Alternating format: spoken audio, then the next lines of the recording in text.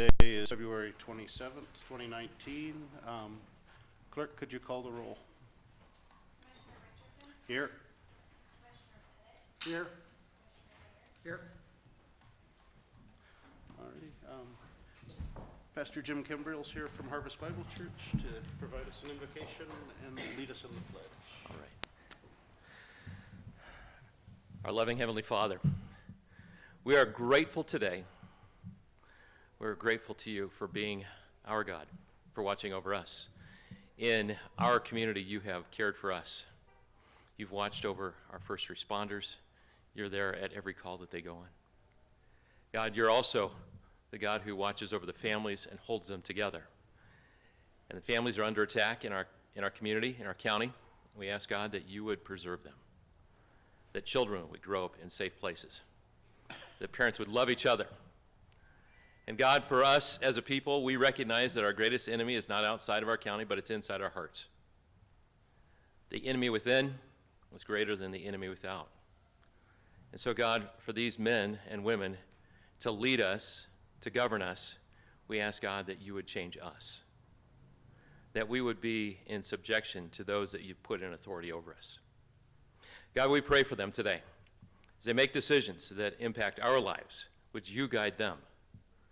And God, we pray that we would be a people that would be a delight to govern, that we would come to the aid of our neighbors, we would care for the people in our county who are right now working hard and not able to make ends meet. So God, help us as we help each other to strengthen the hands of the weak. God, we need your help. So God, we pray today, asking in this coming week that you would watch over our first responders, that you would watch over those who govern us, that you would make it a delight for them to serve and a delight for us to aid those in need. So God, be in this room today. Be here. We ask you, God, to guide us. Thank you for your son, Jesus. Thank you for all that he shows us and yet he has done for us so that we can follow him and walk in his steps. And now, God, be here. We pray in Jesus' name. Amen. Amen. I pledge allegiance to the flag of the United States of America and to the republic for which it stands, one nation, under God, indivisible, with liberty and justice for all.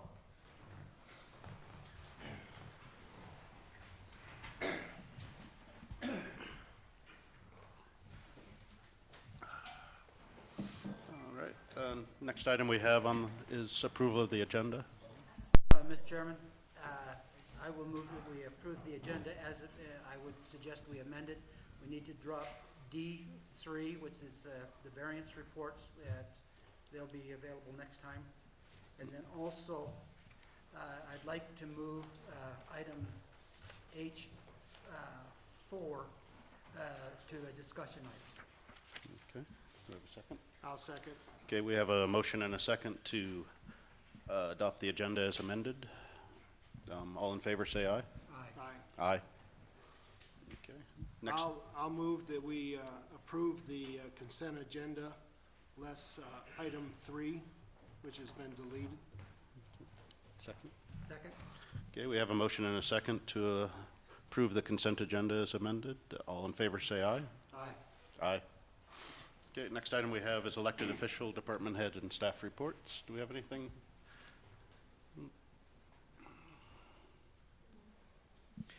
Good morning, Commissioners. I've got a couple announcements, and then I think Dallas also has some announcements also, or updates.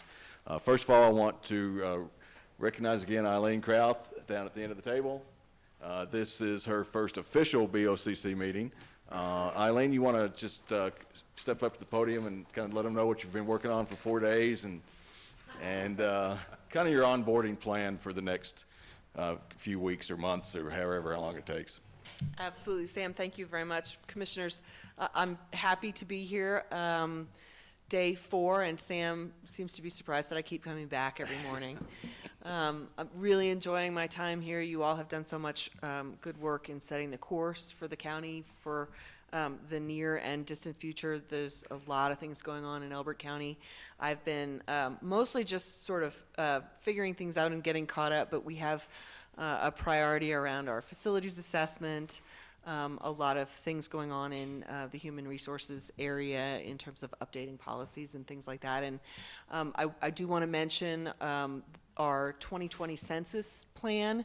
We've been working with the census staff to get rolling on assembling a complete count committee so that we can make sure all of our citizens here in Elbert County get counted appropriately in the 2020 census next April. So you'll hear a little bit more about that. We'll have some media about that, as well as some announcements on our social media, and we'll be incorporating you in our complete count committee plan. But other than that, just looking forward to getting more settled and getting to know everybody and getting some good work done. Welcome. How do you like Thank the you. commute? The commute is lovely. I noted yesterday that as compared to my drive from Falcon down into downtown, it's nice to have more cows and turkeys on my drive than I have cars. So this morning was a little strange. It socked in around Elbert and hasn't let up yet, but it's lovely. We were here late last night with a planning commission training session, and so I was driving back in the dark, which I hadn't done yet. Very, very pretty. So Well, welcome aboard. thank you very much. We have some exciting tours for Eileen coming up very soon of the missile silo, the gravel pit, and some other exciting, maybe even the Simla shop if we get all the way out there. Get the whole card punched. We also had lunch with all the other the town administrators on our very first day. So Matt Coors came from the town of Elizabeth, and Jackie Zion came up from the town of Simla, and Joe and Racine and Maria Morales from the town of Kiowa. So she already has met all those guys and is off and running, and we hope to continue those relationships with our incorporated towns. Another quick announcement, Eileen mentioned this, we did have Planning Commission training last night with the Department of Local Affairs came out and gave a 2-hour presentation and training on how to run the important parts of being a planning commissioner. Commissioner Pettit also joined that, and then we had staff here also. And we have a new staff in the CDS department, Troy Hangen. Troy drove down from Montana. He started yesterday afternoon late. It was an interesting drive from Montana down here, I think. Troy, why don't you get up to the podium there, if you don't mind, to the mic, and just say hi and tell us a little bit about yourself. And oh, good, even though you're from Georgia, we appreciate you coming out here all the way via Montana. Tell us a little bit about your planning experience and what you're looking forward to. Thanks, sir. Mr. Chair, Chairman, people. I've been in Great Falls, Montana the last 2 years, originally from a small town south of Atlanta, Georgia. Landscape architecture degree, did 12 plus years in the private sector of land planning in Phoenix and Fort Lauderdale area. Spent a lot of time in hot weather and wanted to get somewhere cold. So I looked at a map 2 years ago and found Great Falls was minus 31 at the day. So I was like, I think that's the place. So worked at Cascade County for a year and then the city of Great Falls for a year. So I have a lot of good public sector experience now and looking forward to a slower paced life and live on a 40-acre property down south, about 2 miles south of here. So I'm excited about my 2-minute commute and looking forward to working with Miss Christina, who's got her head on straight. Nice to meet you guys. Nice. We'll have to redefine what slow means. No, but Go Dogs. No. We're going to have some football issues, but Christina may have to serve as a peacemaker between the two of us. I will say that I question anybody's judgment where they think 31 below zero is a good place to go to. So we're happy to have Troy here. Yeah. all right. Well, welcome, and then I guess for those of you that haven't been tracking, Troy's the first in-house planner we've had other than a director since I think early 16. So having a local face to take care of our citizens is going to be a big plus. So, thanks. It's nice to hear somebody with a Montana accent.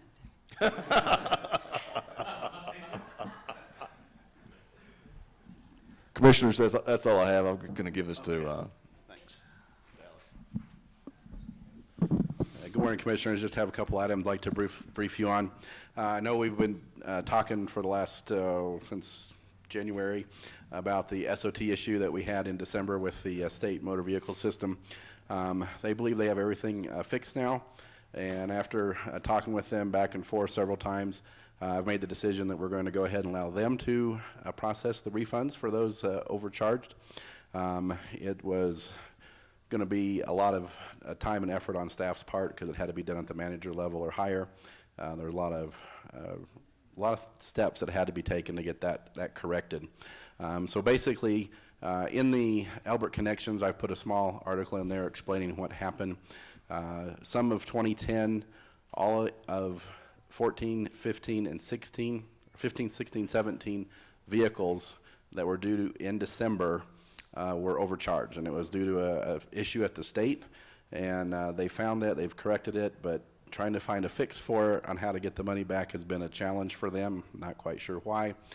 Myself and the Clerks Association have pushed hard on trying to get this as quick as we can, but it's where we're at this point, and based on our numbers, it's going to be just as quick to let the state mail those out, if not quicker than for us to try and process them in-house. So those will be going out during the month of March.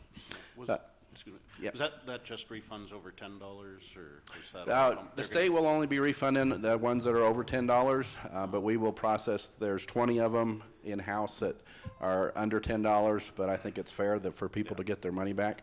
And so we will be refunding those even, so there's going to be a couple of checks under $1, but I still think it's the right thing to do. It is. But we have a total of 20 that were under $10 that the state was not going to refund, and we're going to process those in-house. Thanks. Are we talking about a lot of money, or is it Across the state or just for us? for us? For us, the total amount is just a little bit over $41,000 that will be going back. 342 transactions were incorrect. Yeah. So I'm glad they're cutting those checks. Yeah. I'm sure you are too. Yeah, Sherry's real happy about it. She twisted my arm. But it's, the issue came as, on those vehicles, you know, the specific ownership tax is supposed to ratchet down a little bit each year. It didn't, and so people were charged the same amount as they were in the previous year, and they should have had a decrease.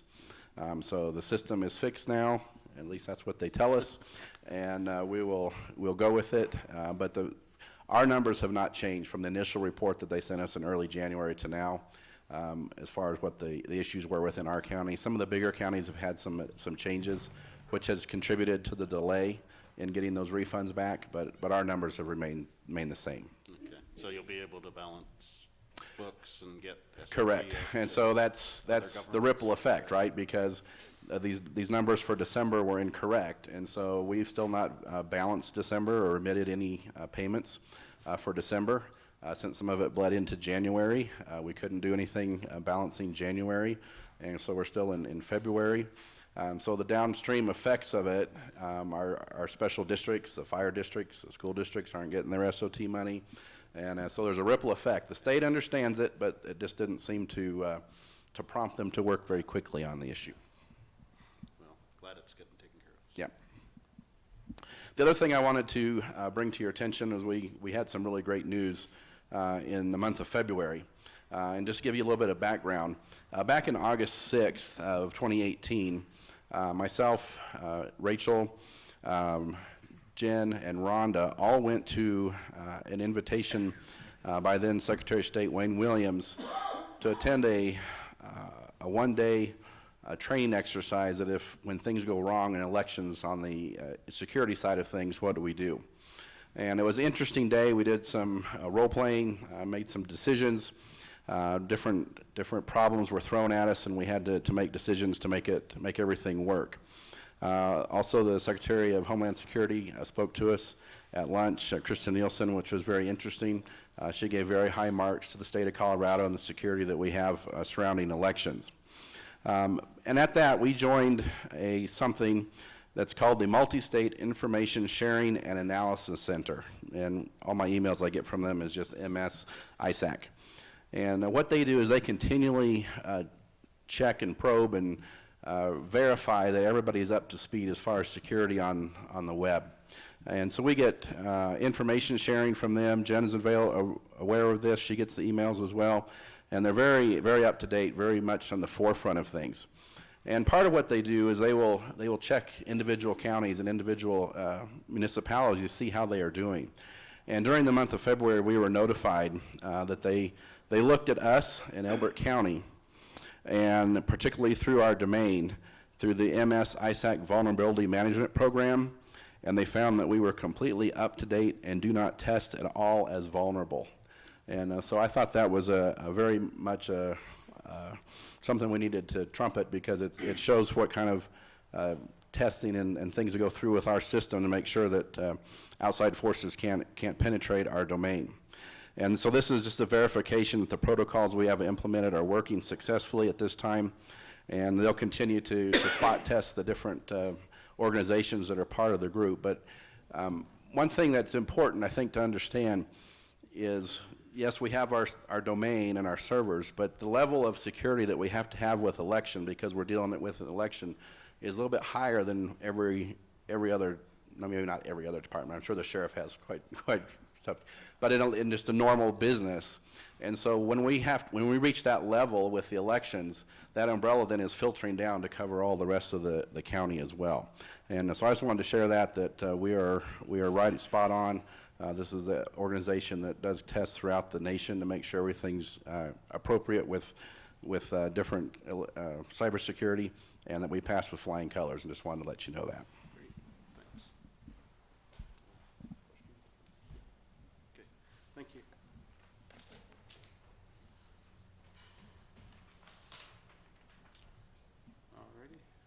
Alrighty. Next up, we have citizen comment. Any members of the public that have anything that they'd like to discuss for 3 minutes that's not an item that we'll cover later under discussion or action on the agenda, this is your time. Okay, seeing none, we'll move on to discussion items. The first item we have is a review of the jail study that was prepared last year. So, Commissioners, I want to introduce Roger with, he's going to be providing us the jail study. As you know, let me get his PowerPoint up. I am, just last night, started having some technical issues with this projector and my machine. If we go a little fuzzy, I'll wiggle a cord and we should be back up to speed without any problem. As you know, the Sheriff's Office and the county commissioned a statistical analysis and needs assessment study for our jail last year. That study was completed. We got a preliminary report. This is the official report to the Board of County Commissioners. I know that the Sheriff's Office, both the sheriff and the undersheriff, have met with the consultant, and you guys have recently had a walkthrough of the jail also. So this is more of the formal report at this point in time. Roger's happy to take any questions afterwards too, with respect to what jails cost today, those type of issues too. Yes. Roger. Thank you, Sam. Again, my name is Roger Schrepfer. I'm with Wold Architects and Engineers. Our office is in downtown Denver. Just a little bit about myself very quickly. I've been with Wold for 30 years, working with communities like yourself, doing a lot of justice, jail type facilities and projects. So again, I'm very pleased to be here with you today. Also, Justice Concepts, Inc. was our partner in putting this report together. They focused a lot on the systems and the judicial side of things and operations sides of the jail. So it's just not me that put this together. Obviously, as a group of people, we spent a lot of time meeting with a lot of people, taking questions that people had that we wanted to make sure that we answered as part of this report. We digged deep into a lot of data, whether it's the courts or the sheriff's office, to come up with this analysis for you today. So going through that, make sure this works. It's coming.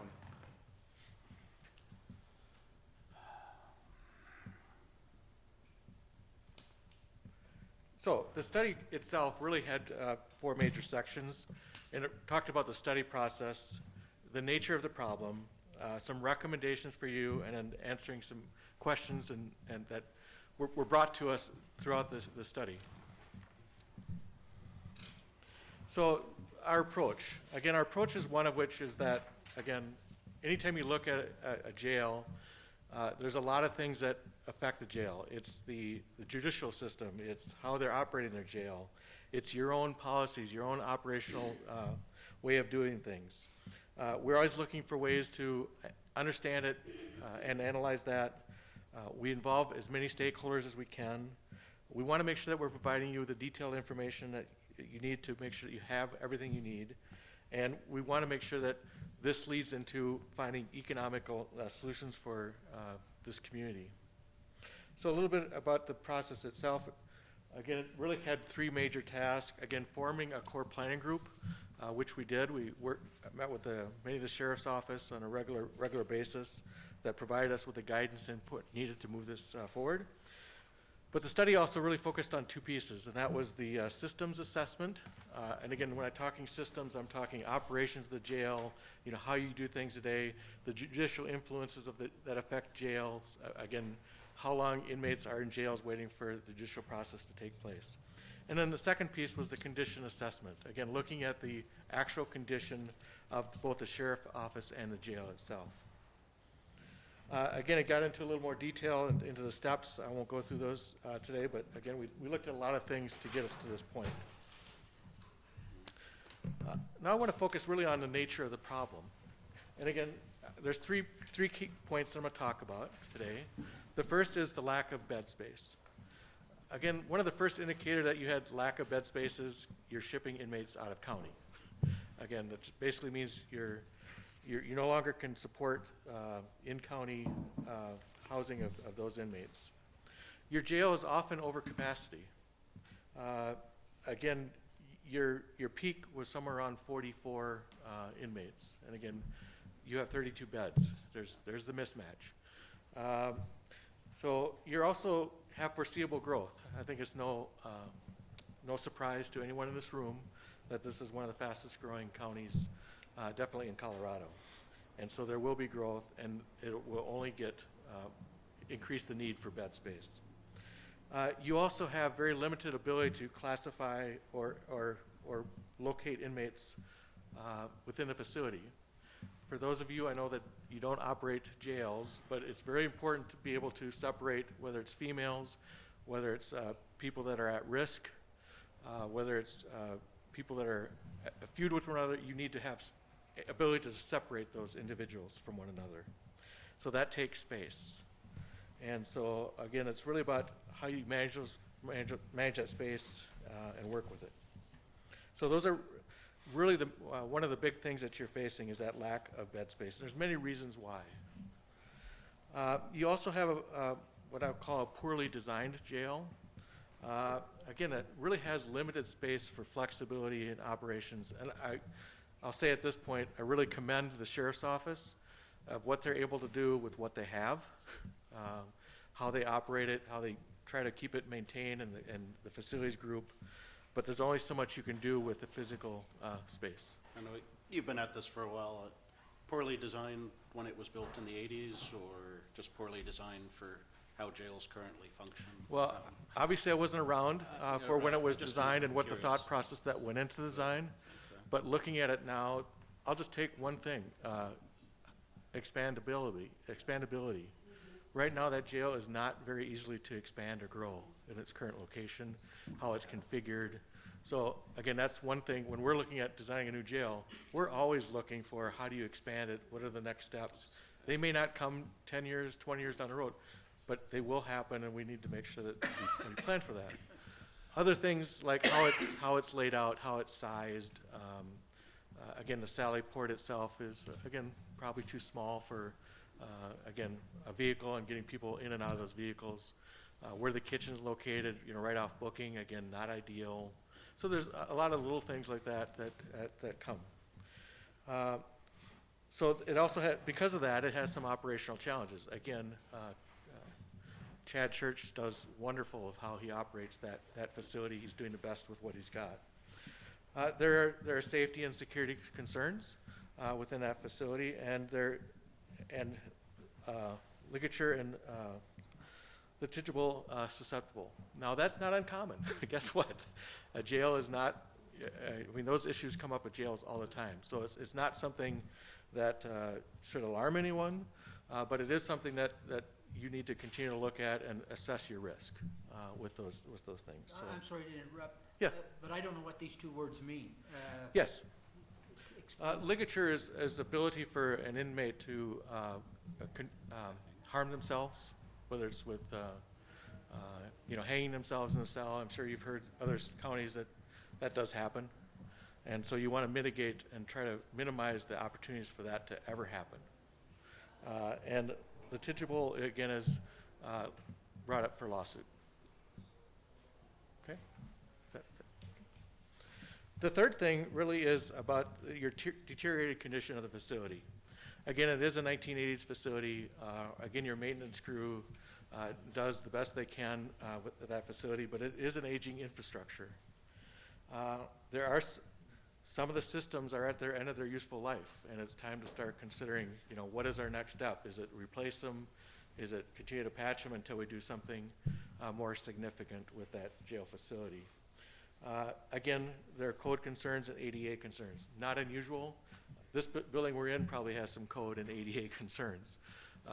Again, it's just something to make you aware of, make sure that they're known, and that again, plan for that future.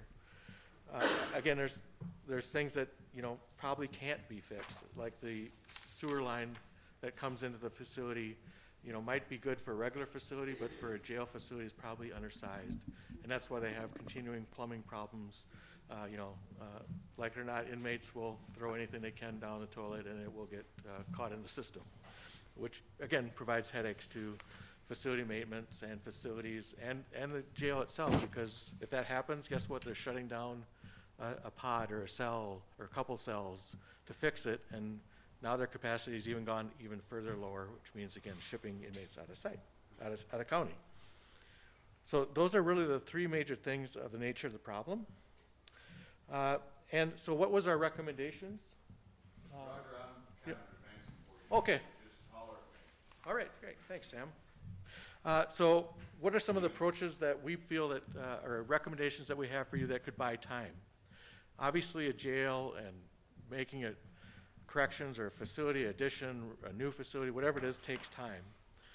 So what we thought was important is provide you some approaches to limit your average daily population within the jail, which basically a lot of them revolve around how do we get them out of jail, how do we go through the judicial process to move them through the system faster, those types of things.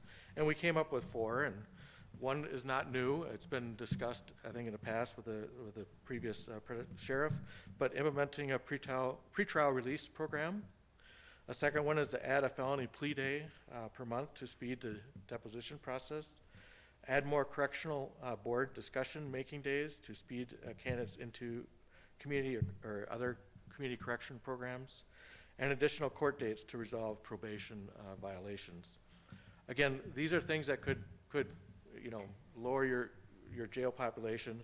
There are also things that even over time, even if you built a new jail, it's always important to look at how can we continue to reduce our jail population and what steps can we take.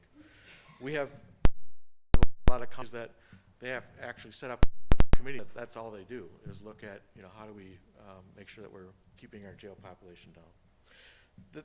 The fifth item is really about the ultimate need, which is we feel it's important that you begin a facility planning process to replace and or expand and renovate your inadequately sized and rapidly deteriorating jail and sheriff's facilities.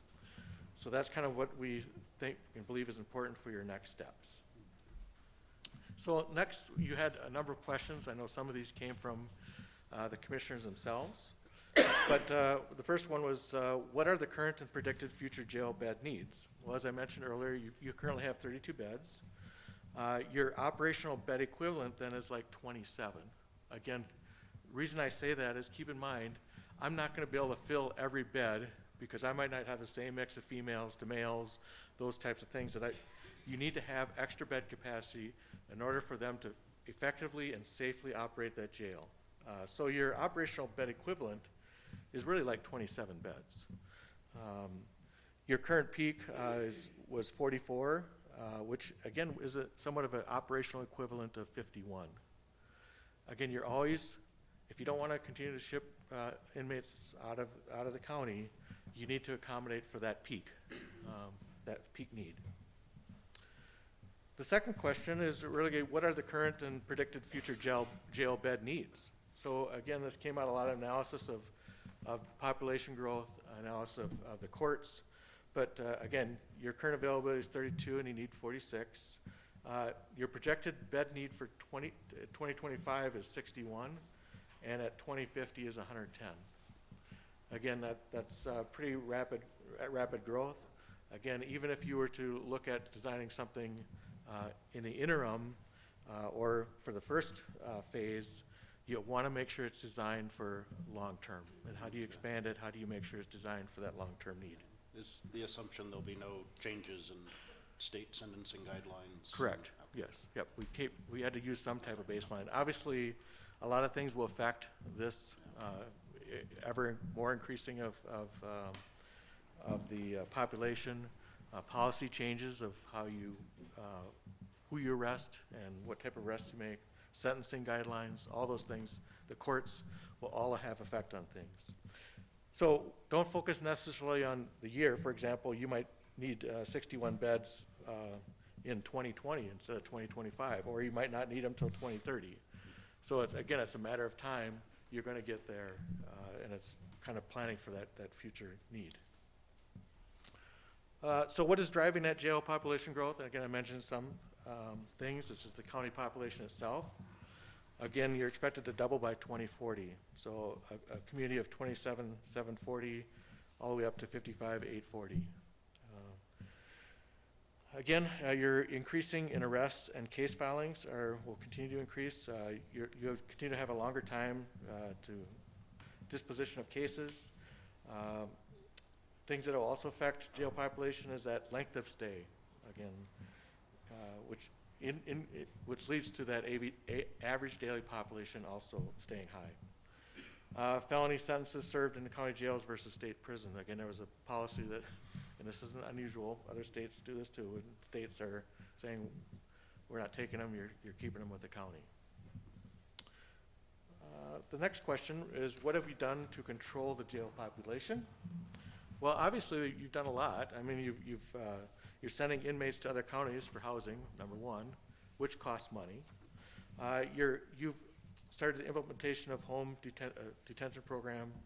Again, you have a work release program.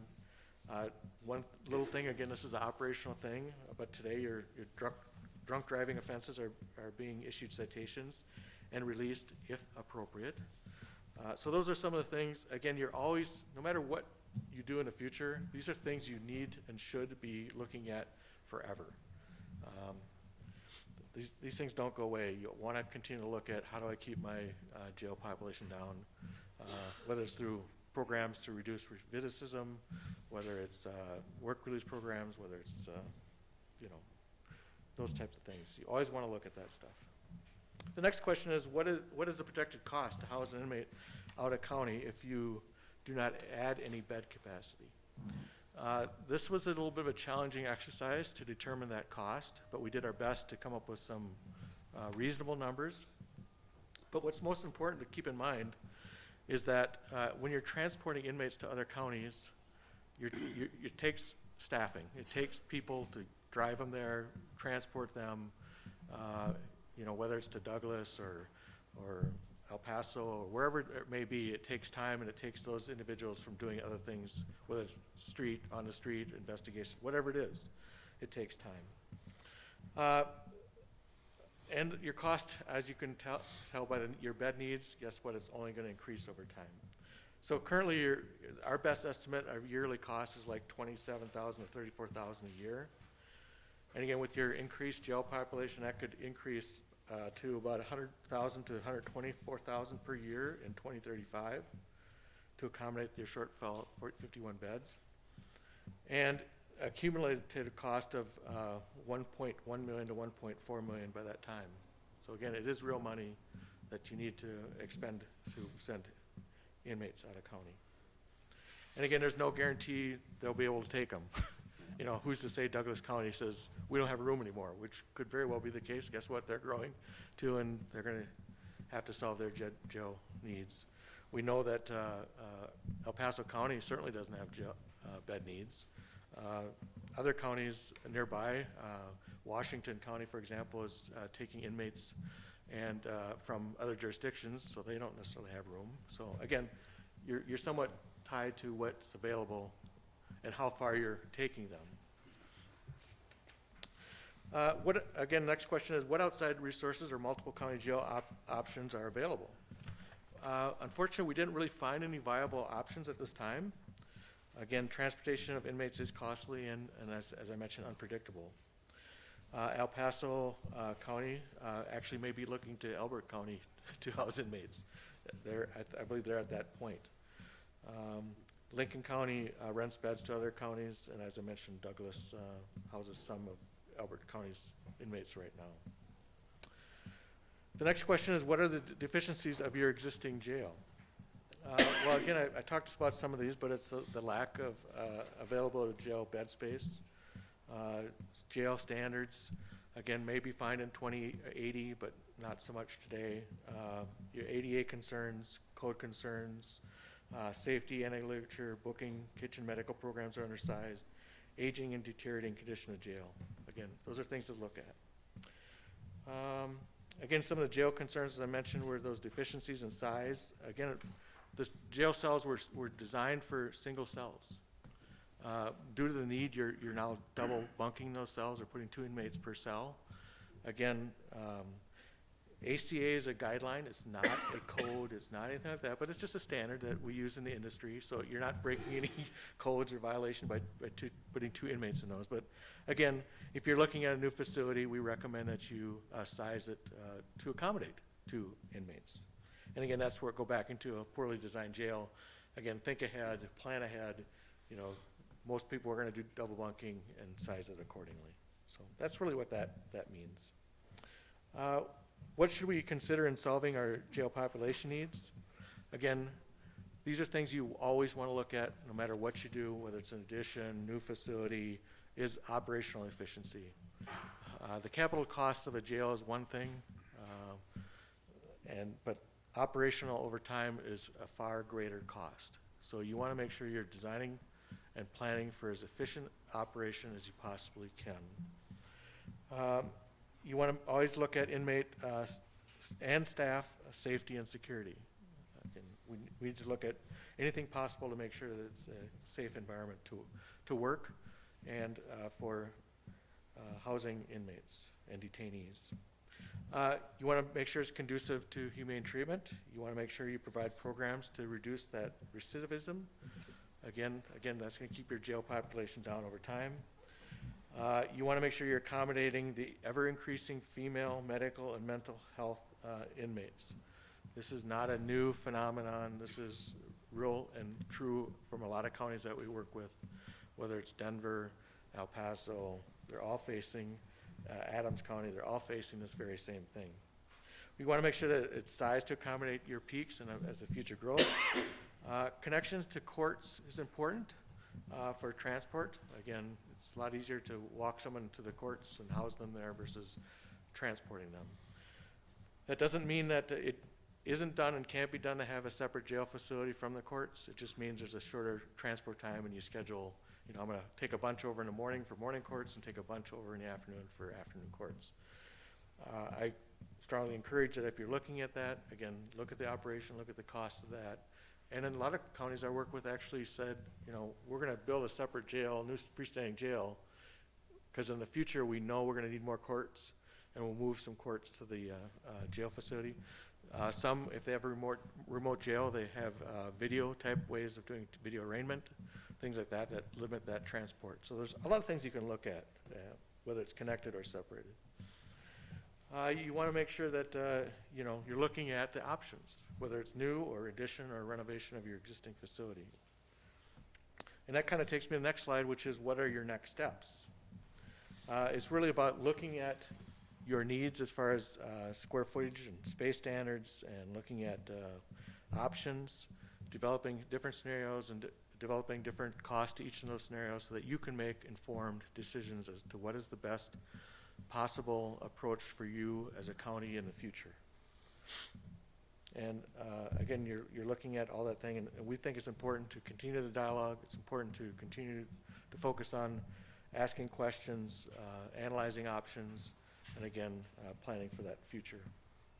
So with that, again, that's my presentation. I thank you for your time, and I'll answer any other questions you may have. Do you have a ballpark of what it would cost to build a new jail? Funny you should ask that. I do, and I can get into detail, or I can just, again, there's a lot of variables in that. But just give me a kind of a bracketed order of magnitude. 17 to 20 million. How's that for just throwing a number out there? And that would be 60 inmates that could be expanded, or is It's it the about 101? I was looking at a 100 bed jail. Sorry. And again, there's a whole programming exercise that would get you. There's a lot of information. So that's a ballpark number. And how I came up to that ballpark number is really looking at other jail facilities, 100-bed jail facilities, and looking at what size are they, how much square foot do you need. So if you're building a whole new jail, sheriff's office, again, I want to point out that cost would include the sheriff's piece as well. Yeah. So it's both jail and sheriff's office. So looking at other facilities that around that we've designed, others that are 100 beds, and what would it take to get you there? Looking at a new site, that type of thing. So, and then applying it to today's costs, which especially in Denver and Colorado are escalating very rapidly. I mean, I think last year was like 9% inflation rate on construction cost, where normally it's around 3%. So there's a lot of building, a lot of construction. We all see it, we all feel it, which makes it more difficult to get contractors to sharpen their pencils to a point that you want. But What would you say is a adequate acreage ballpark for something? Again, you really want to look. I know. You want to look at There's a lot is it, are you going to be building a future courts to it? Or are you going to be expanding jail? I would say 5 acres, 5 to 10, depending on what you're looking to do. Just another question is, when we were taken through the jail earlier this week, it was clear that part of our problems is deferred maintenance and multiple layers of it in my mind. Mm-hmm. If it's, and I'm just using your number here, well, I'm trying to do some math in my head, is that if it costs $20 million to build a new jail, we'd have to finance it somehow. And that would be equivalent to $1 million to $1.5 million a year of interest. So if we were able to just flip and say, okay, we'll provide $1 million to $1.5 million to the sheriff's department to refurbish the existing jail, would we be able to bring it up to standard? Again, it depends on what type of standard you're trying to meet. There are certain infrastructure things that you are not going to easily change. I mean, the plumbing within walls, and how are you going to change that 4-inch connection that comes? Maybe you can change the pipe that goes out 6 inches, but you're not necessarily going to change the 4-inch line that's inside the building. Again, replacing mechanical systems. You may be looking at a different system than you are today, which is going to take major renovations to that jail to make it work. Then you have to continue to ask yourself, I can make sure everything is replaced and it's 100%, but you also have to analyze, is it going to work for me long-term operationally? Because the operational cost, capital cost of a building is probably 10%. The other 90% is operational cost over time. So you have to look at, if, let's just say I fixed it, I repaired it, then I added onto it to get the bed space I need. Is it the most operationally efficient solution that you can come up with? And that's what I talk about.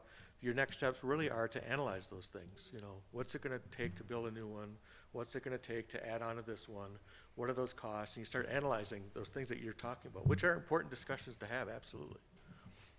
But you have to weigh those limitations that facility has. And what it costs to. If we decide to go that way, we also have to have a sales pitch to the public. And, you know, most of the public can do math better than I can in my head, so. Right, and again, this is one of the important first steps of that, you know. Again, understanding what the need is and communicating what the need is and why it's there. You know, it's part of the process. Now, I know we've been talking about it, that we need to get that done along with the facilities for the rest of the county, but, you know, being around, and I know that in the past, we have put off things for money, and it's important that we really start looking at that and doing what we have to you know, make sure that we don't do that in the past, let things slide. And it's gonna be a hard sell to the public or financing, but it's just something we have to do. We can't let it slide like we have in the past. Yep, and you have to weigh it against other needs in the county as well. Right, Yeah. yeah. And include that. I was gonna say, just the relationships with other counties, and, I mean, Douglas has been quite gracious in what they charge when they have space, and if this impacts everybody, and if jails fill up, it doesn't, you know, if we have no place to send our prisoners or our inmates, that doesn't help. But, Tim or Dave, is there anything at this level of summary that you think was missed, or other points to be emphasized? The one thing that I really have come to learn about is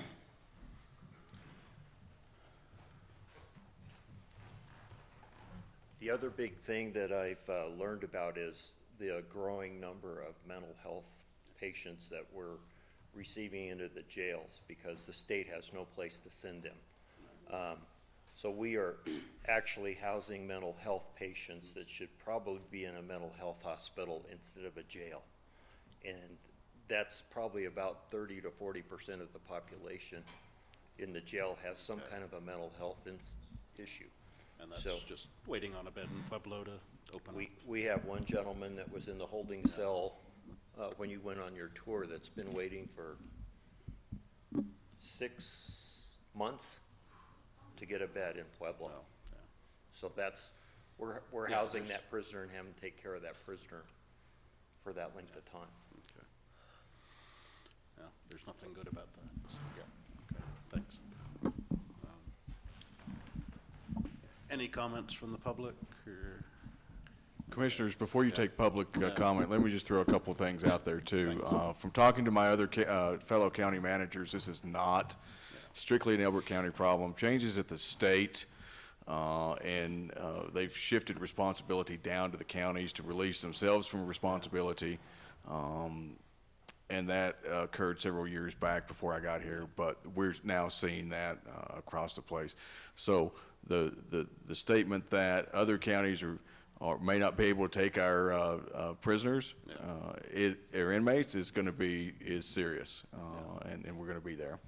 This is part of our overall facilities project plan also, and this will certainly be a piece of it that we carry forward with a very high priority. And Bart Greer, County Attorney, I can add to that, and not only have felony sentences kind of been certain ones added on top of the other types of inmates that counties have had to take on, really as an unfunded mandate, but there continues to be more and more restrictions with regard to I guess new designs or restrictions on jails, sight and sound restrictions. For example, if you have male and female populations, there are certain sight and sound restrictions that have to be there. If you have juveniles that are being held, there's also similar sight and sound restrictions and contact restrictions that need to be, you need to watch out for those and ensure that the minimum restrictions between interactions between a juvenile offender who may be incarcerated for a period of time and an adult, that needs to be, there's certain rules that need to be followed with regard to that. So the more along those lines that you get, I think the last really broad-based federal restriction that a lot of jails and those places had was PREA, or the Prison Rape Elimination Act, which put a lot of additional restrictions in place. So we don't really know what else is going to come down the pipeline, but we do know that there's going to be additional requirements, either statutory or dictated because of case law, that may have to be additional considerations in the design of a jail, how many people can be held in a cell, what types of people can be held in the cell. So that's certainly something that needs to be taken into consideration too. And I'm sorry, I've got one other, Bart's exactly right.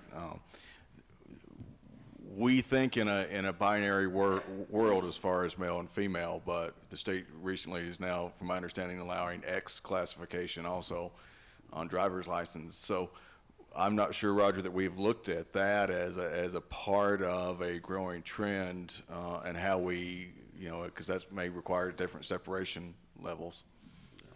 Okay, and I do know there were some interim study committees that the legislature put together last summer to look at some of these issues and shifting monies that go to courts to jails.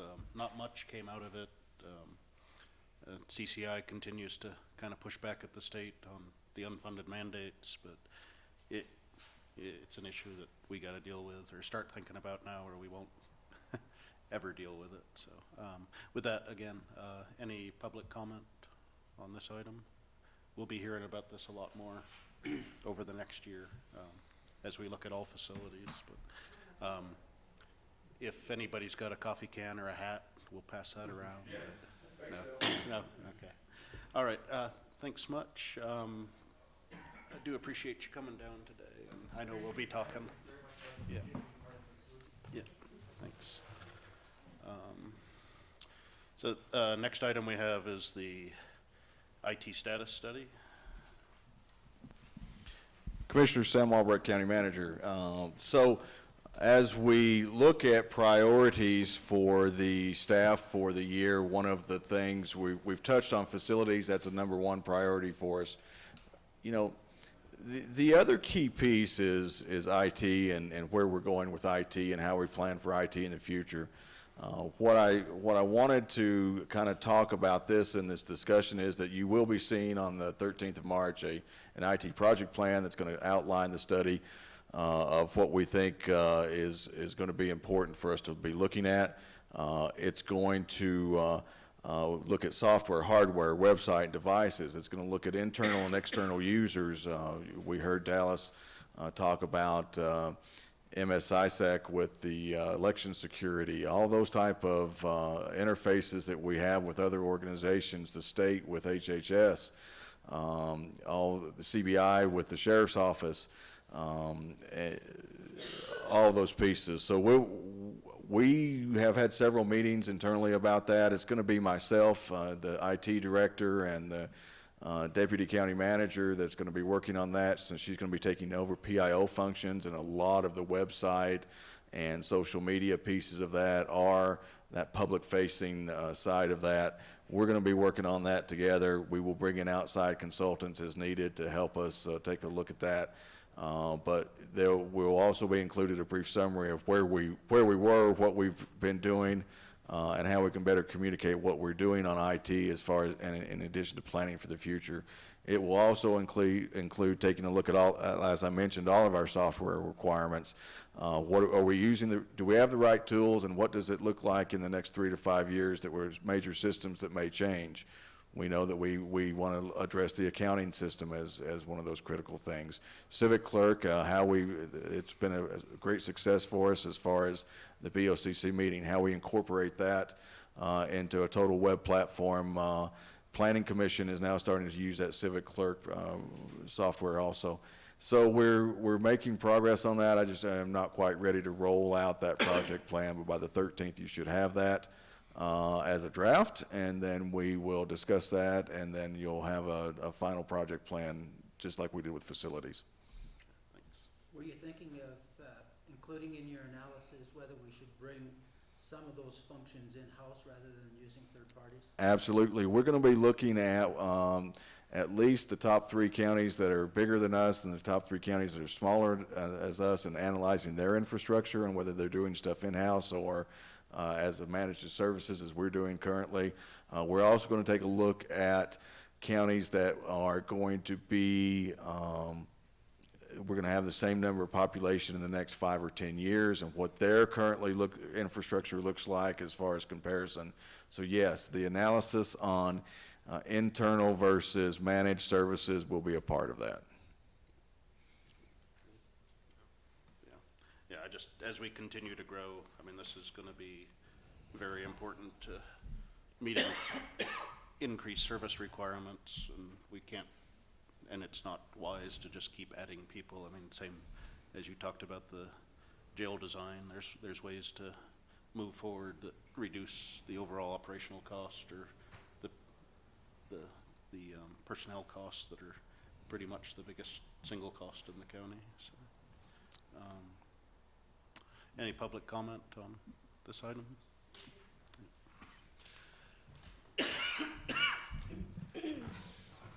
Marlene Groves, 33300 Ridge Road.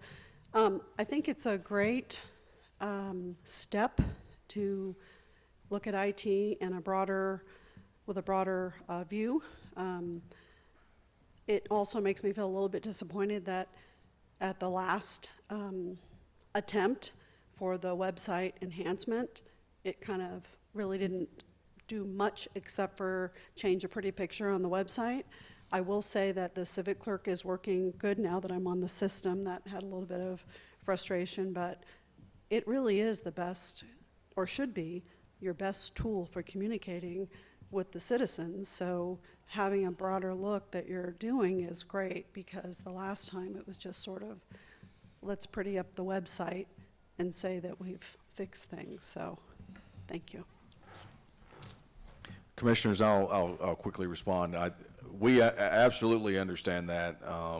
Just as, you know, Roger talked about the jail being 10% backbone and 90% operational, getting a deputy county manager and defining those public information, those PIO roles, and yes, the website and the social media and the Elbert County Connection and all those outward-facing information delivery mechanisms are very important to the county, and we're going to continue to work those diligently. So we hear you. But that's only part of the problem. And the other part of the problem is the interdepartmental relationships of all of these systems. And I assume that that's going to be an integral part of what you're doing. Correct, absolutely, sir. GIS is a perfect example. You know, that is a new function, and where it goes and how we house it and how it interfaces with the assessor's office and the sheriff's office and 911 dispatch and CDS. That is going to be very important.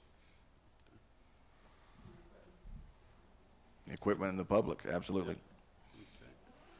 Okay. The next item we had for discussion was the library appointments. I understand we've received some nominations. So. We did receive some library appointments. I believe we have representatives from the library board here. If you guys want to jump up and take over. I think we have 60 days after we receive the library appointments to act on those. Yeah, I mean, that's the maximum amount of time. Maximum amount of time, no more than 60 days, yes, sir. Yeah. But, yeah, Rick, if you'd like to speak to that, that's fine. I'm Rick Brown. I'm appearing today as the acting president of the Board of Trustees of Pines and Plains Libraries, which is the voter-created library district for Elbert County. Just to explain why I'm termed as the acting president, our Susan St. Vincent, who, as you know, was our former president, resigned in November. I was the vice president.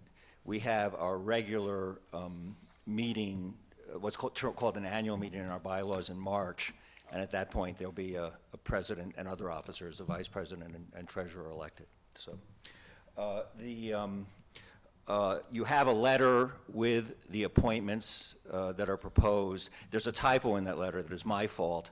It indicated that we'd have additional recommendations selected on February 24th. That was a typo. We actually, our meetings are the fourth Wednesday of every month. So this evening, I expect that we'll be, the board will be approving recommendations for 2 additional vacancies that are outlined in my letter. As to the existing recommendations, which are myself and Jill Duval and Paula Wilderman, all of whom are existing trustees, I think the record, both in the letter I've submitted and previously, speaks for itself. We have a very good team. I think the report that will be presented by Mr. Miller later on in the agenda speaks for itself as well. The library is doing very well. We're on a sound financial footing. In the past, there have been trustees that have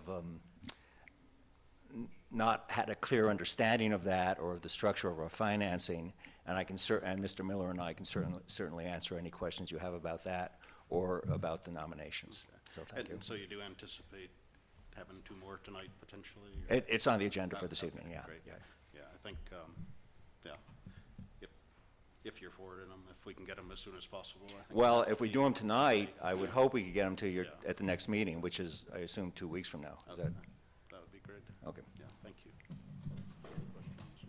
No, I think first act on, you know, like some of the changes in that, I'd like to see the whole package together of who they are, rather than trying to do it piecemeal.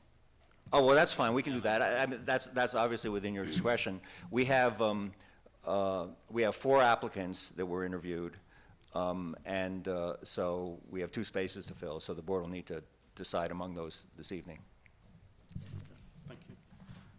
Any public comment on this item?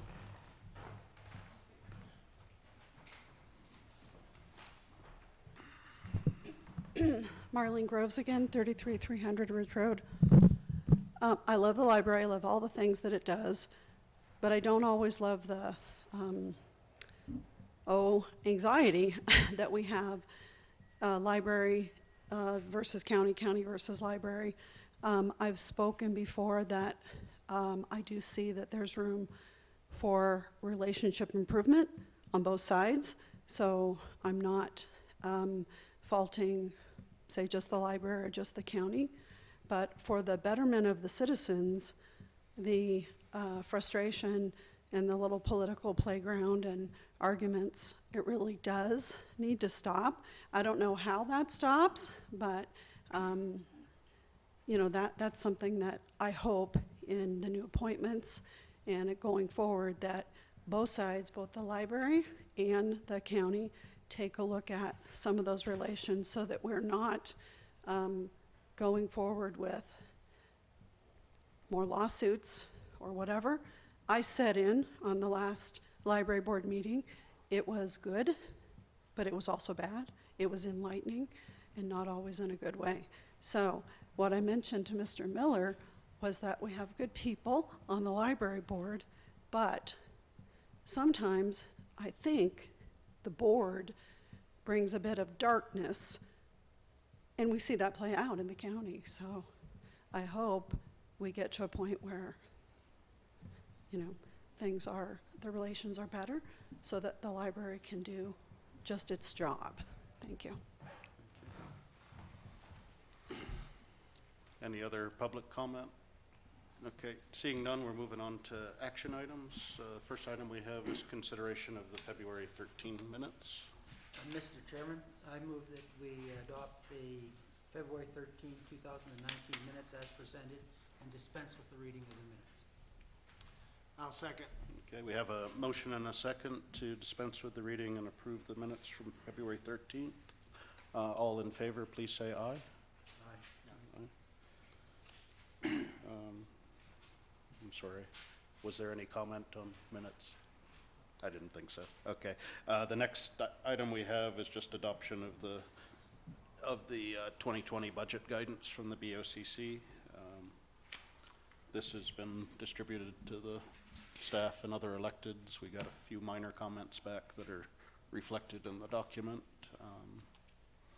Yes, sir, that's it. You're correct. It has gone out to all the elected officials and internally to staff, and we did get a couple minor comments, and I made some corrections There was a follow-on question that I forwarded also, so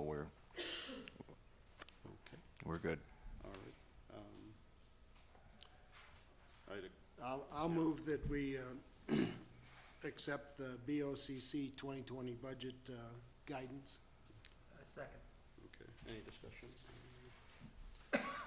No, I just think it's, part of the planning that we're looking at, that we're starting to get the budget goals out to the staff so that they know what the commissioners expect, and we can have communication between the different departments and everything so that we can continue to move this county forward. Grant, anything? No. One of the things is that I do want to point out, though, like this facility study, the IT study, all of these management knowledge collection exercises, I think is going to make our strategic plan a lot more easily implementable. That's my plan too, Commissioners. Thank you. Okay. Before we take a vote, any public comment on this? Seeing none, we have a motion and a second. We've had discussion. All in favor of approving the 2020 budget guidance as presented, please say aye. Aye. Aye. All righty. The next item we have is a ratification of the Planning Commission appointment schedule. This just applies some missing term dates to some of the recent appointees. I'd accept a motion to approve. I move that we accept the Planning Commission appointment schedule as presented. I'll second. All righty. Any public comment?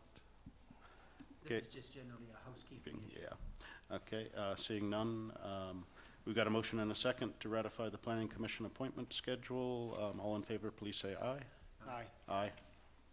Okay. The next is consideration or acceptance of the Library Board annual financial report. I guess if, Mr. Miller, if you would like to present, it's kind of a formality to accept, but I appreciate you coming out today. Sure. Thank you.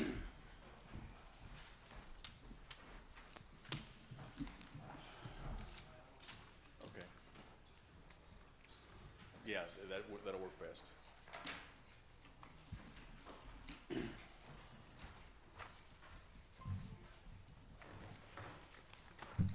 Gonna wait for Sam to get the slides uploaded there.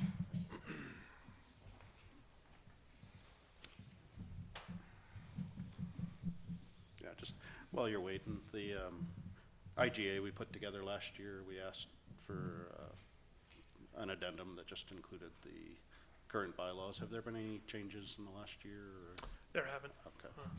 Yeah, thank you.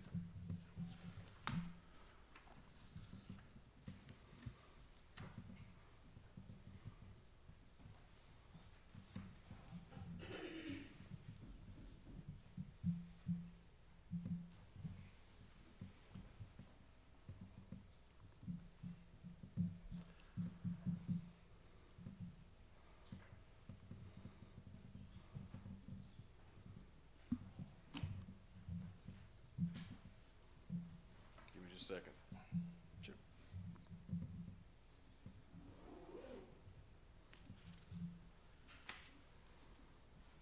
Let's try that. Ready to go? All right. So I've submitted the annual report to the commissioners already per Colorado library law and our IGA, as Commissioner Richardson mentioned. The reason I'm here mainly is to show this to the public at this point in time, at least in abbreviated form.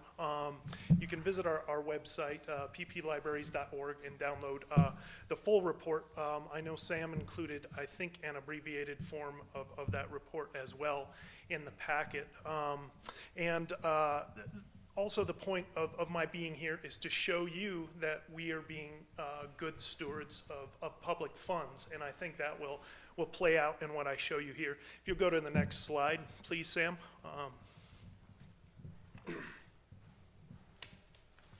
All right, we've had a great year in terms of services growing as well as, of course, some revenue growth as we've seen in the county. We look at a number of metrics to determine our success. Most people say, well, you're a library, you check out books. Absolutely, we check out hundreds of thousands of books, but we also look at visits, at activities. We have 5 primary product lines per our marketing plan, in fact, that go well beyond just the provision of books. Next slide, please.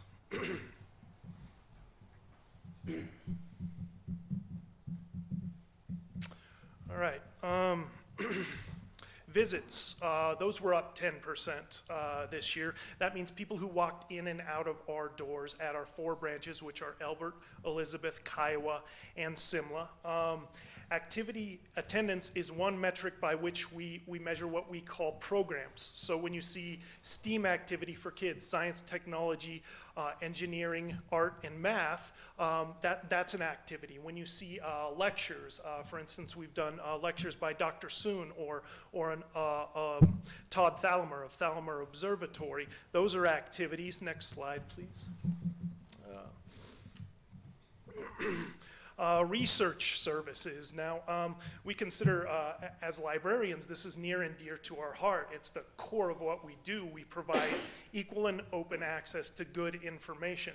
So when somebody walks in our door and says, I need to register a trademark, or I need to file my business, that counts as research service. Sometimes they come in and say, I'm looking for a good mystery. Or a good romance. That's also a research service in some capacity. Our Wi-Fi use also grew substantially, as did our internet use overall. The most useful metric we find is actual user count. But we also look at gigabyte upload and download for that. Next slide, please.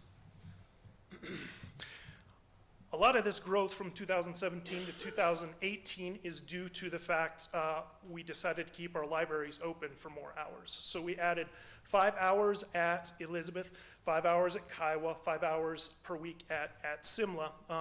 And again, that's why you're seeing a lot of that growth, but it's part of what I'll get to later, which was what we discovered during our needs assessment, which we did in 2016. Before I get to that, if you'll just forward 2 slides, I'm going to look at a couple trends here.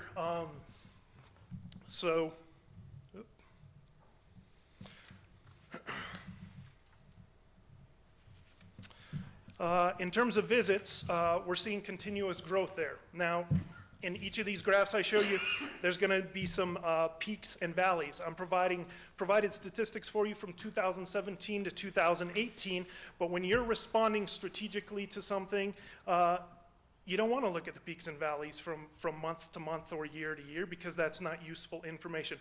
What is a trend and how do we respond to it? And that's what we've done with our strategic plan. So visits, steadily gone up. Program attendance, steadily gone up. Circulation, you do see some peaks and valleys there, but generally we're seeing an upward trend. Ebook and audio continues to go up. Now, that's an anomaly now, believe it or not. We're seeing a renaissance of print books in libraries and across the nation. Ebook sales have actually dipped for the past couple of years.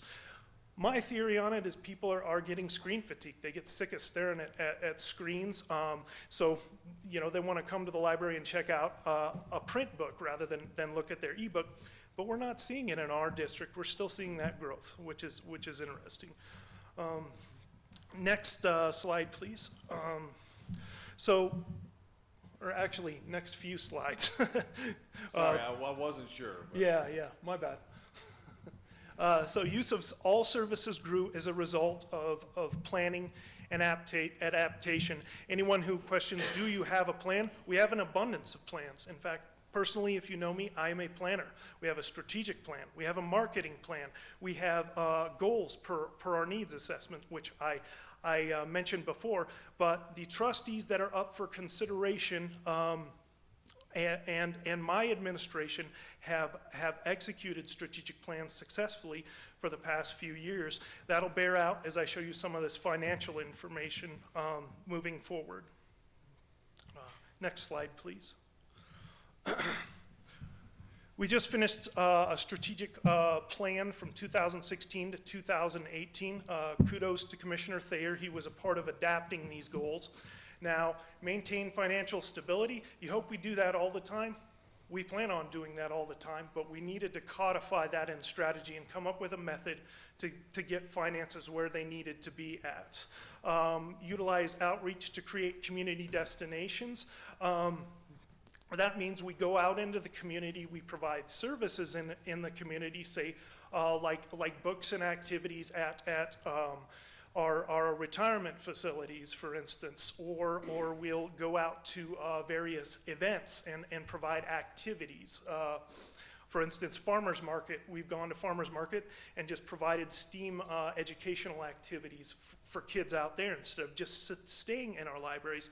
The other part of that is we create community destinations. Come in and they like to chat, they like to commiserate. I like to say that the first form of human communication, interaction is simply talking. We love books in libraries, yes, but we need to provide a space for people to come in and share information with each other.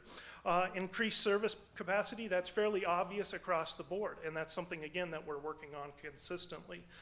Next slide, please. In 2016, as I mentioned before, we went through a needs assessment, which means we surveyed across Elbert County. We had a survey sample of about 300, which anybody who's done a survey, you know, that's a fairly successful sample size. And we came up with some goals. Some were obvious, some not so obvious. In response to that, I came up with 1-year goals, 5-year goals, 10-year goals. We've almost completed the entire needs assessment plan since that time. And here are some highlights. We added to book budgets. We got blazing fast internet in Simla. We have fiber in Simla, which is a miracle. We also have fiber in Elizabeth now, which we didn't have that before. We didn't have it available, though, either. We supercharged our computers, ramped up promotion, created ebook experts. That means our staff can come and help you, and we do a lot of tech help in general. And we've added hundreds of activities, provided coffee. Yes, that was a common request in our needs assessments. Get some coffee. Increased hours open and hired more full-time staff. If you'll go to the next slide, Sam. So the commissioners listed this as a financial report. I like to give a little bit more of a rounded approach as to, okay, well, here's how we're spending your dollars and responding. So this is the financial part. I'll try not to be too long-winded with this. If you'll go to the next slide. So in terms of revenue and expense, finances, to me, are not complicated. You spend less than you make, and we try to do that. Very general strategy, and we did. So we made a lot more than we spent this year, and we've done it the last few years, and that's the reason our auditor has described our net position as improving. And without getting into the technical side of that, if you want to look at the single best indicator of financial health with a government, look at their net position. If you'll go to the next slide, Sam. So some citizens have expressed some concern about the lease purchase option on our Elizabeth facility. You know, last year, what are you going to do about that? What are you going to do about that? What are you going to do about that? The question was, what have I done about it already? And the answer was, developed some strict financial practices, looked at where we could cut staff, looked at where we could cut in other places. Now, the black bars you see there, those are our general fund and how that's growing.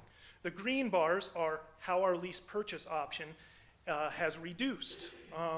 Realistically, right now, those amounts are equal. Due to how budgets work and how we receive our revenues via the county, we can't pay that off right now. But goes to show those are equal. So we've taken care of it already. Next slide. So, and another question we've had is you know, what are the trustees and administration, what have they done? This is related to the last slide, of course, in how we've reduced expenses. So my administration began in 2015. The current Board of Trustees, including Commissioner Thayer at the time, began in 2015. The red you see there, all those huge red mountains, that's when the previous administration was spending more than they made on operating and capital expenses. We reduced those during my administration, and as you can see, with the green and increasing amount, our revenues are over our expenses at this point in time. Next slide, please. So we've built reserves and improved services is the bottom line. Next slide, please. This is just a breakdown. The commissioners mentioned before, I think in context of the jail, that you know, staffing is the biggest expense. That's the biggest expense for everybody. But people are what powers us. So at the same time, we want to try to take care of people. Benefits and retirement associated with staff. Facilities and utilities, as well as materials and supplies, those are probably our major expenses, things that are at or above 10%. Next slide, please. So I wanted to give you an idea of what we're doing next for our strategic plan, as well as some other initiatives. You can go to the next slide after that, too. Okay. Thank you. Our new strategic plan, and these are condensed sentences. Again, you can go and see our full strategic plan and our full strategic action timeline on our website. Strategic action timeline means we expect specific individuals to complete specific actions toward achieving our goals every single year, and that's tied to their annual reviews. So our new strategic plan, we're working to develop and expand facilities as we're not worrying about this lease purchase option, or we don't need to anymore. We want to look forward to the future. We want to build a capital fund, and also we're in the process of surveying the public and coming up with a facilities improvement plan right now. We're fostering creativity and local culture. What does that mean? It's a concerted effort to bring in local artists, local authors, and do presentations and help them hopefully be successful, and to connect our citizens with those folks. Engage communities through remote services, outreach, partnership, and marketing. So this is pretty similar to item 3 of our previous strategic plan, just a little clearer in my view. We're going to find out ways to meet our patrons at their point of need. The point of need isn't always in the facilities. Sometimes it's at their home. Sometimes it's out at a community festival. So that's just a general overview of those. On to budget priorities, if you'll go to the next one. As I mentioned before, we're going to make a capital fund. We're going to earmark funds for improving our facilities, and that includes all facilities.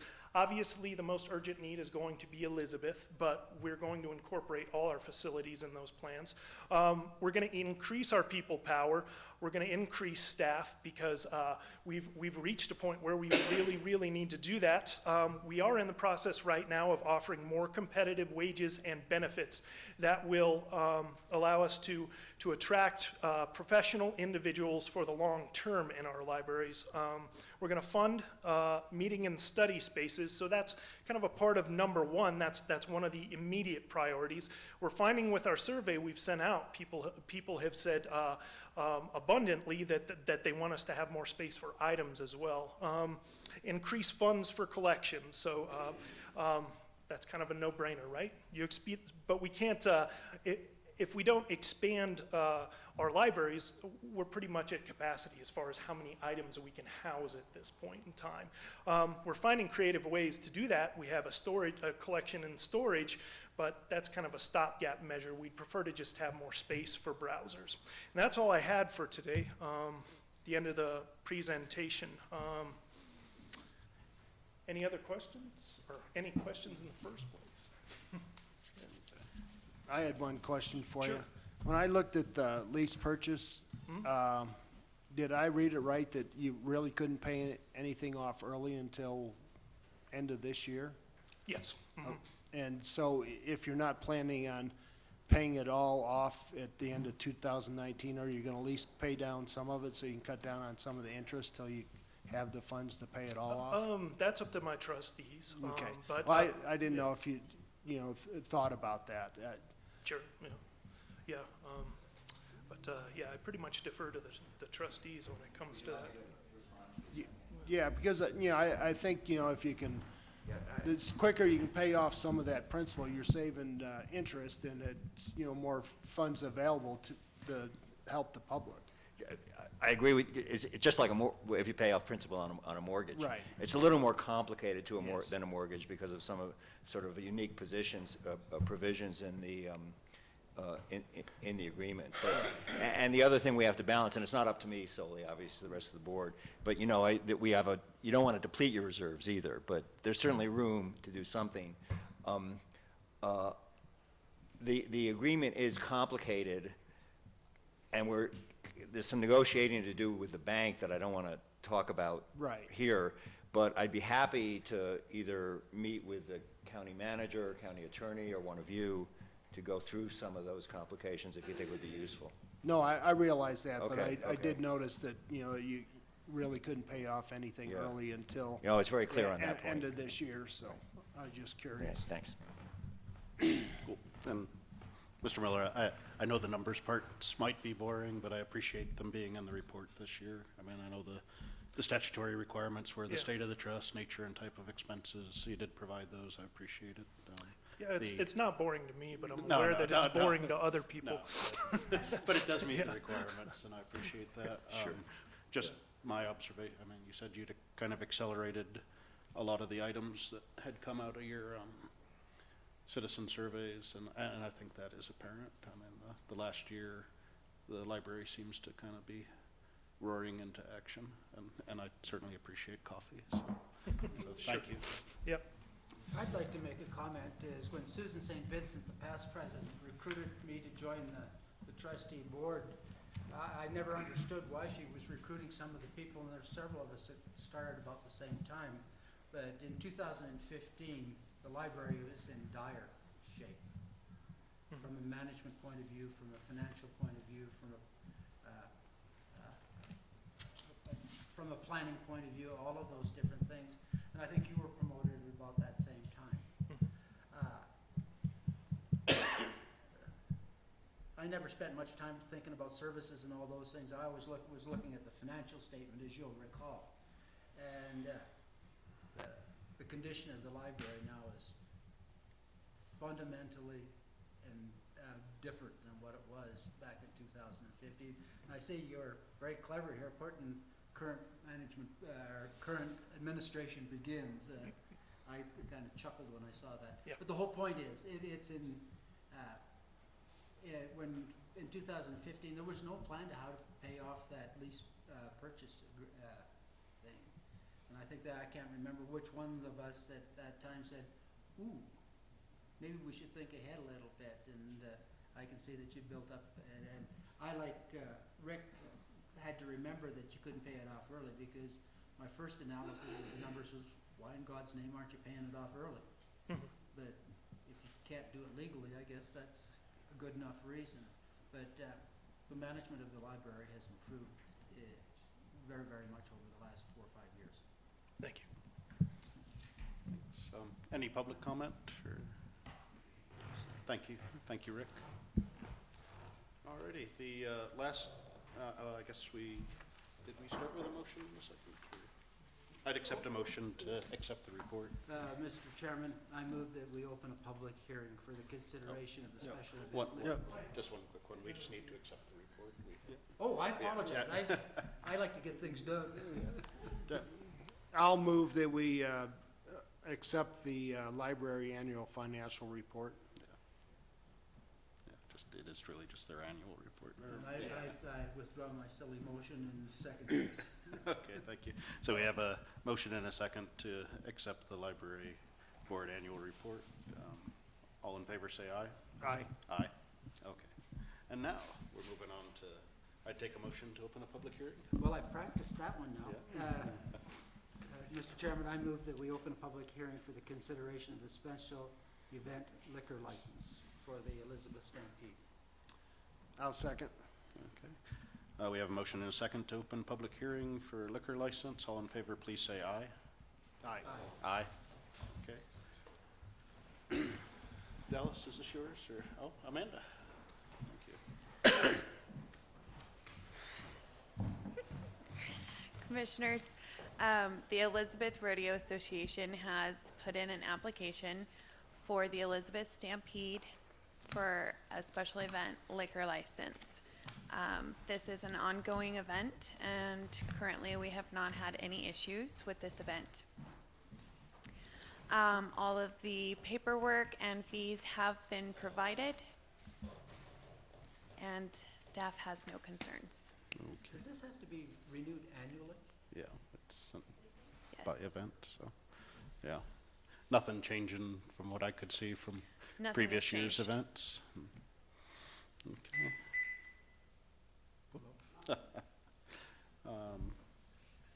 I'd open it up, as a public hearing, I'd open this for public comment. Any public comment regarding providing a liquor license for the Stampede this year? Okay. Seeing none, any discussion up here? No, I don't have anything. Alrighty, well, I'd say at this point, the public hearing portion is closed. I'd accept a motion to approve the special event liquor license. I'll move that we approve the application for special events for the Elizabeth Rodeo Association liquor permit. Second. Okay, we have a motion and a second to approve the liquor license. All in favor, please say aye. Aye. Aye. All right, that completes our action items. Moving on to board planning for next. I've made a few notes as we've gone Okay. through here. Commissioners, the variance report was moved till next meeting. Of course, we'll have today's minutes on the next time's agenda. The IT active project plan will be ready at that time. And as I understood correctly, there'll be additional library board trustee appointments available at that time as well. And that's what I have at this point. Okay. And then I guess we should be updated pipeline report for the first meeting. Yeah. And I know, speaking with CDS yesterday, they will have some land use, but I did not write down what they will be. Okay. Cool. Anything you'd like to add? No, that should do it. Okay, I've got nothing to add at this point. We have no land use hearings scheduled for today, so I would accept a motion to adjourn. So moved. I'll second. Okay, we have a motion and a second to adjourn. Any public comment? No? Okay. All in favor, say aye. Aye. Aye. Well, sorry we'd adjourned. We'll have to take that up at the next meeting.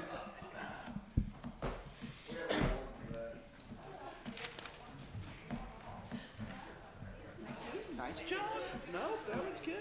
That was good. You got approved.